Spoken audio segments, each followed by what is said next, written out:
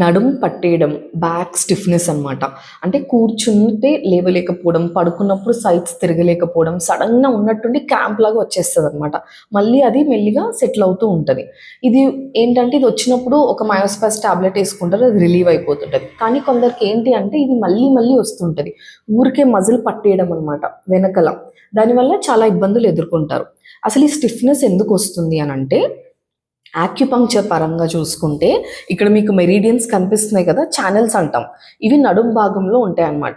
ఇందులో cold invasion, యాక్యుపంక్చర్లో cold అనేది మన బాడీలో ఉన్నప్పుడు ఏంటి అంటే బ్లడ్ సర్క్యులేషన్ తగ్గిపోతుంది. ఎక్కడొస్తే అక్కడ, ఇక్కడ కోల్డ్ వచ్చింది అనుకోండి, లోపలికి వెళ్తే అక్కడ బ్లడ్ సర్క్యులేషన్ తగ్గిపోతుంది.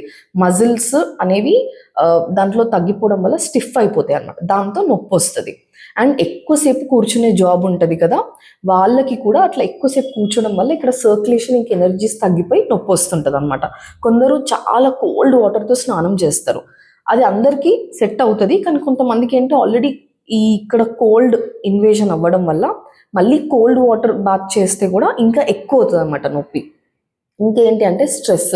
ఆక్యుపంక్చర్లో ఎమోషన్స్కి చాలా ప్రాధాన్యత ఇస్తామన్నమాట. ఎప్పుడైతే ఎక్కువ ఓవర్ థింకింగ్, అతిగా ఆలోచించడం, బాగా టెన్షన్ పడడం, స్ట్రెస్ అవ్వడం, ఇవి కూడా మజిల్స్ని టైట్ చేస్తాయి. అండ్ దాంతో బాడీలో నొప్పులు వస్తాయి అన్నమాట. ఇవన్నీ కూడా మజిల్ స్టిఫ్నెస్ రావడానికి కారణాలు. అయితే మరి ఇలా వస్తున్న వాళ్ళు ఏం చేయొచ్చు అని అంటే, ఇప్పుడు నేను చెప్పిన కారణాలు ఉన్నాయి కదా, చల్లనీళ్ళ స్నానం చేయకూడదు, గోరువెచ్చటి నీళ్ళతో చేయాలి. ఒకవేళ ఎక్కువసేపు కూర్చోవాల్సి వస్తే ఒక హాఫ్ అన్ అవర్కి ఒకసారన్నా లేచి కొంచెం సేపు నడిచి మళ్ళీ కూర్చోవాలి. తడి బట్టలు వేసుకోకూడదు. ఒకవేళ ఆఫీస్లో కంటిన్యూస్ ఏసీ ఎక్స్పోజర్ ఉంటే రాగానే నడుముకి హీట్ ప్యాక్ పెట్టుకోండి.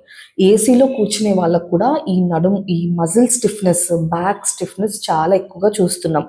సో హీట్ ప్యాక్ పెట్టుకుంటే ఏంటి అంటే ఏసీ వల్ల ఏదైతే కోల్డ్ బాడీలోకి ఎంటర్ అవుతుందో, హీట్ ప్యాక్ పెట్టడం వల్ల ఆ కోల్డ్ అనేది ఎక్స్పెల్ అయిపోతుంది అనమాట. సో ఇంకా స్ట్రెస్ ఉంటే కొంచెం మెడిటేషన్, ప్రాణాయామ ఇట్లాంటివి చేస్తే కూడా స్ట్రెస్ అనేది తగ్గుముఖం పడుతుంది అనమాట. అండ్ యాక్యుపంక్చర్ ఇంకా కప్పింగ్ ఎక్సలెంట్గా పనిచేస్తాయి మజిల్ స్టిఫ్నెస్కి. ఒకసారి ట్రై చేయండి. నేను డాక్టర్ రక్షత, యాక్యుపంక్చరిస్ట్. మళ్ళీ నెక్స్ట్ వీడియోలో కలుద్దాం.